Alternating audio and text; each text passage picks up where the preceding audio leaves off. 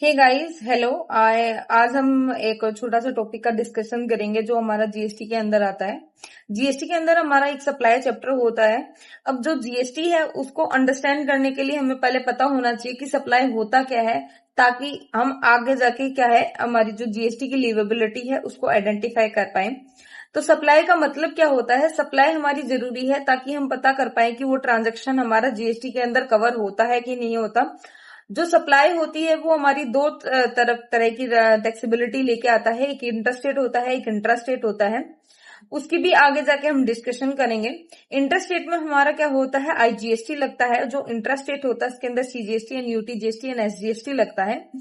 अब जो हमारा होता है कि सप्लाई होता क्या है, सप्लाई एक पर्टिकुलर टर्म है जिसको डिफाइन किया गया है हमारे जीएसटी के चैप्टर के अंदर।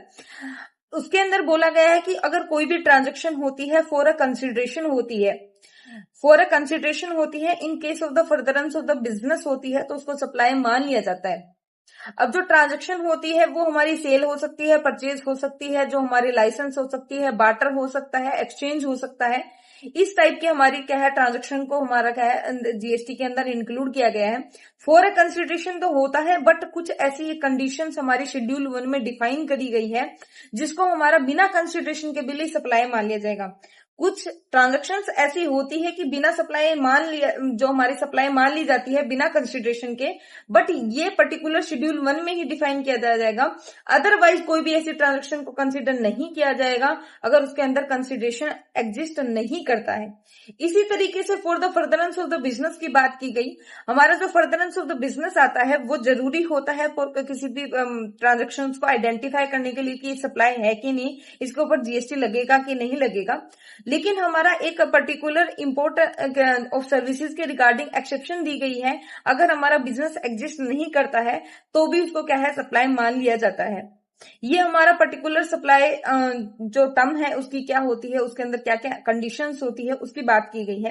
कुछ डेफिनेशंस होती है जो गुड्स एंड सर्विसेज के रिगार्डिंग, कंसिडरेशंस के रिगार्डिंग और in course of the furtherance of the business के रिगार्डिंग जीएसटी में दी गई है, बट इतना इन डेप्थ हम नहीं जाएंगे। बट दो ऐसी ट्रांजेक्शन है जिसको आपको अंडरस्टैंड करना जरूरी है कि गुड्स एंड सर्विसेज के अंदर इंक्लूड होता है कि नहीं। कि हमारा जो पैसा होता है उसको कभी भी गुड्स एंड सर्विसेज नहीं माना जाता है, मतलब मनी को कभी भी हमारा गुड्स एंड सर्विसेज नहीं माना जाएगा। और जो हमारा अरेंज तो हमारा क्या है सिक्योरिटीज होती है, जो शेयर्स होते हैं उसको नहीं माना जाएगा। लेकिन सिक्योरिटीज को सेल परचेज करने के लिए जो अरेंज की जाती है, जो सर्विसेज होती है उसको अरेंज एंड फैसिलिटेट करने के लिए उस सर्विस को हमारा क्या है सप्लाई मान लिया जाता है।